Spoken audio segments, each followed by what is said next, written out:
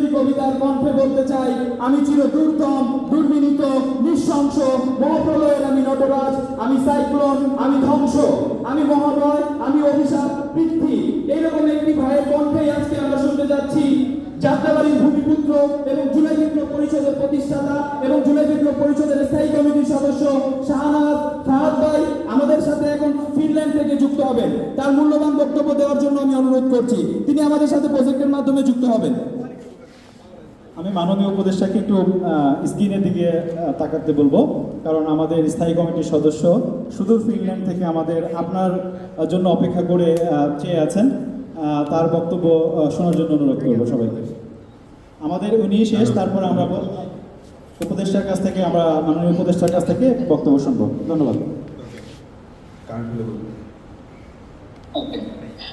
ঠিক আছে, ভাই কথা বলুন। সবাইকে আসসালামু আলাইকুম। সবাইকে অসংখ্য ধন্যবাদ। বিশেষ করে আমার ছোট ভাই বোন যারা আছেন তাদের কাছে হাত জোর করে ক্ষমা চাচ্ছি। আসলে আমরা এমন একটা পরিবেশে থাকি যে চাইলেও আমরা সবকিছু সময় অনুযায়ী আসলে করতে পারি না। হয়তোবা শুভ্র ভাইরা অভিজ্ঞতা আছে বাইরে থাকার, তো ইউজুয়ালি আমরা 1 মিনিট বললে বা একটা টাইম বললে সেটাই মেনটেন করি, কিন্তু বাংলাদেশের ক্ষেত্রে আমরা সেটা মেনটেন করতে পারি না। আমার কথা কি শোনা যাচ্ছে?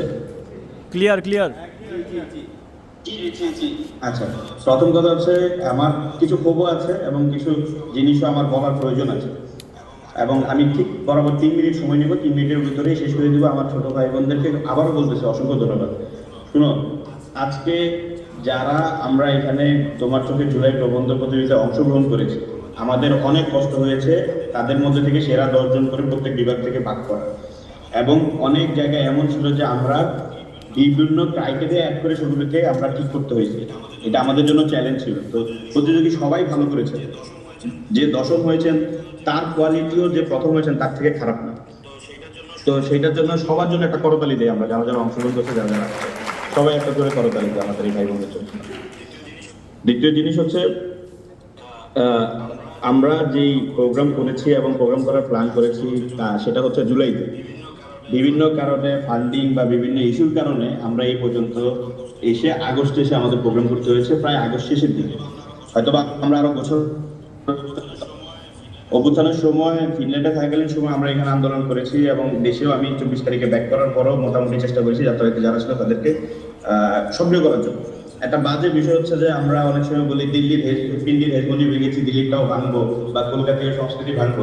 আমি এখানে আজকে দাঁড়ায় বলতেছি, আগে বাংলাদেশের রাজনীতি এবং রাষ্ট্রের ব্যাপারে ডিউর হেজমনিটাও ভেঙে দেয়। আমি ডাবির যে প্রোগ্রাম হচ্ছে আমি সেটাও বলতেছি, ডাবির মধ্যেই বলতেছি ডিউর হেজমনিটা ভেঙে দেয়।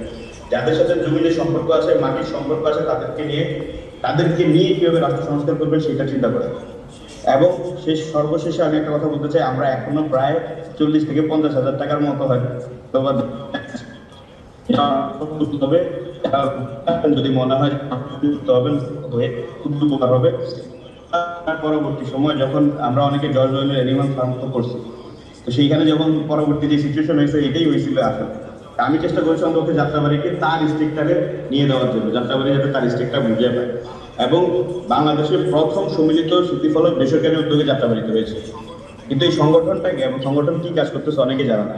আমরা প্রথম মাসিক জুলাইপত্র অভ্যুত্থানের পরবর্তীতে বের করেছি, এবং সকল শহীদদের কথাবার্তা সবকিছু আমরা ওইখানে রেখেছি, এবং বইমেলাতে আমরা অংশগ্রহণ করেছি।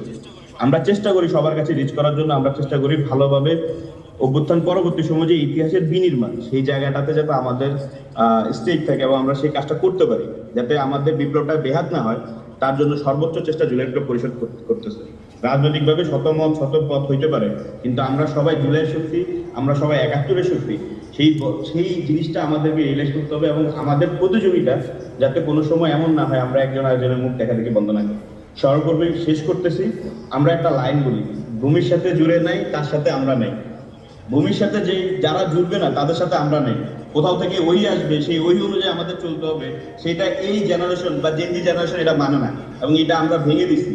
ওই জিনিসটা যে ভেঙে দিচ্ছি এটাই আজকের বড় প্রমাণ। সর্বোপরি উপদেষ্টা মহোদয় সহ যারা উপস্থিত হয়েছে তাদেরকে অসংখ্য ধন্যবাদ, এবং আমার ছোট ভাই বোনদের জন্য অসংখ্য ধন্যবাদ। আশা করি ভবিষ্যতে আমরা যে কোনো আয়োজনে আপনাদের পাবো। সকাল থেকে আপনারা অপেক্ষা করছেন, তার জন্য আবারও সবাইকে আছে ক্ষমা চাচ্ছি। আসসালামু আলাইকুম। ধন্যবাদ। শাহনওয়াজ খান সুদূর ফিনল্যান্ড থেকে সুন্দর বক্তব্য দেওয়ার জন্য। আমি আমাদের মাননীয় উপদেষ্টার কাছ থেকে 30 সেকেন্ড সময় চেয়ে নিচ্ছি স্টেজের লাইটটা অফ করতে।